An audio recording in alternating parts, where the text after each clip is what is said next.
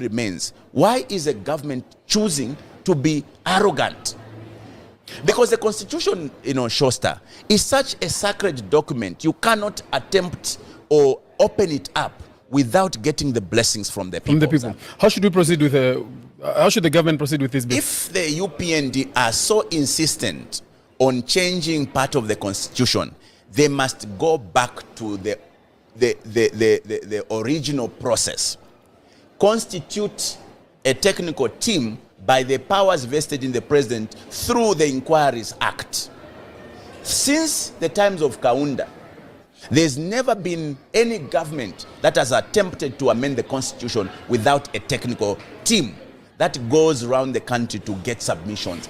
Actually, the submissions should be coming from the people. I saw the president say that everybody has changed the Constitution, and why just him? Are we standing against him? Are we seemingly standing against him? Well, what is the problem? The president is. Why do you hate him so much? The president is being, economic with the truth.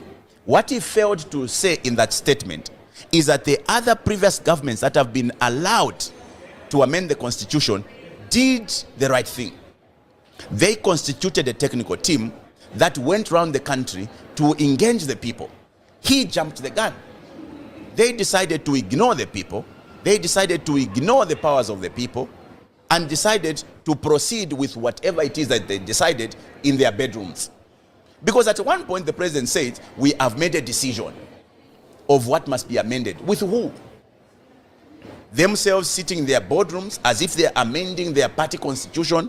So the president is not being fair to the Zambian people and to himself, because he's failing to accept that he jumped the gun. He jumped the process that is accepted in amending the Constitution, and that is the involvement of the people. A while ago, you brought up the word impeachment. It reminds me, sometime last week, I think I saw Harry Calabar say that President must resign or face impeachment. If that conversation ever came up in Parliament, which side are you on? Well, are you supporting the impeachment of President HH? Listen, I don't want to go on academic expeditions. I think that we have more important things to do now than to attempt things that we can't, change. For instance, even if we are, and I want to qualify that.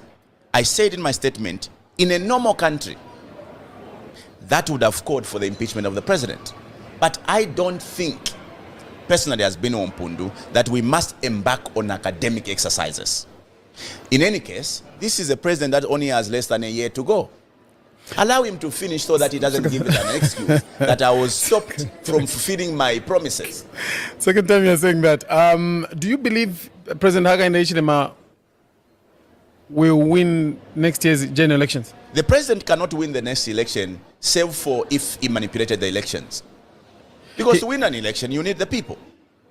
He cannot win the next. He cannot win the next election unless the elections are manipulated. He can't. He would win where? Okay, I'll come there. I'll come here. I'll come there. Say, for instance, he won't win. Give me 3 names that are likely to win outside him. Don't look at the names. The Zambian people will win. Now, this is a mistake that you are making, and many people... Because the Zambian people have to collectively give someone that power. Who are they likely to give? I will help you understand with the people that are there right now. I will help you understand this, and I hope the listening public would understand this. There seems to be a growing conversation around us not having an opposition strong enough to remove the president. Yes. Far from it.